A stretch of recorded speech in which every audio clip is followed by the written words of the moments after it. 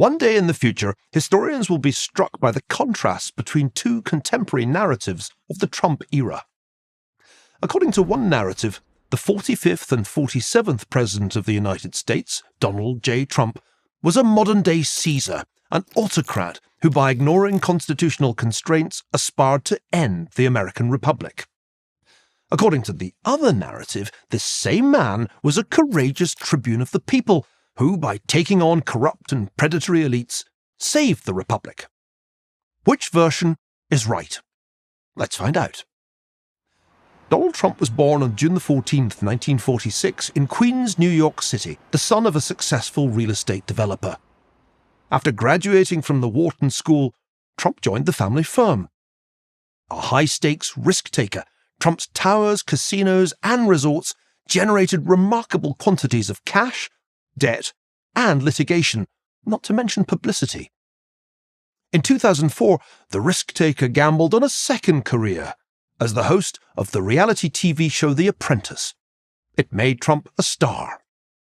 But it was his third career as a politician that ultimately made Trump the most famous person in the world. On June 16, 2015, Trump announced that he was seeking the Republican nomination for the presidency. Few people took him seriously. He'd dabbled in politics before, but had never run for any political office. Yet Trump struck a chord with his attacks on illegal immigration from Mexico and unfair trade with China. His unvarnished, unscripted style inspired a new populist political movement with the slogan, "Make America Great Again," Maga. While the coastal elites had benefited from globalization, many Americans felt left behind. In this brash billionaire with his viral tweets, they found a champion. The pundits and pollsters forecast victory for the Democratic candidate, Hillary Clinton. They were wrong. True, Clinton won the popular vote, but Trump won the vote that mattered, the Electoral College, 304 to 227.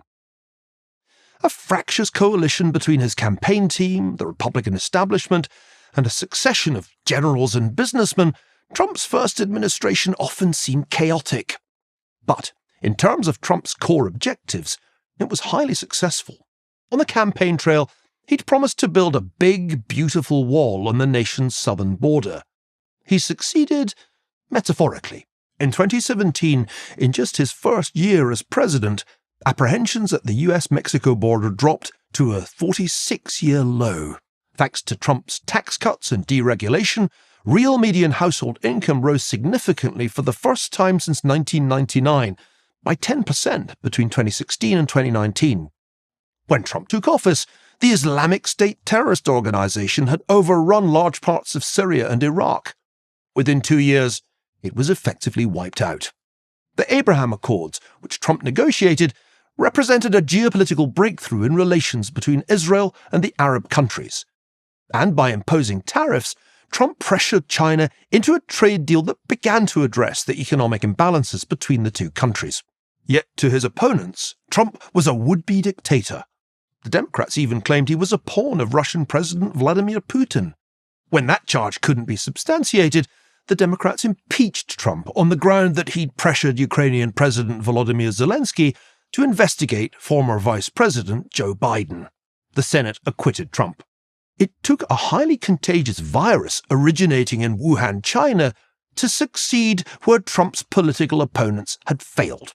The COVID-19 pandemic threw the Western world into a panic. America, like most countries, locked down. This expedient didn't reduce mortality by much, but it did plunge the economy into a deep crisis. An incident in Minneapolis, Minnesota in May 2020 further ripped the social fabric. During a routine arrest, a black suspect named George Floyd, a petty criminal and drug user, died while being restrained by a white police officer, Derek Chauvin. Subsequently, Chauvin was convicted of unintentional second-degree murder.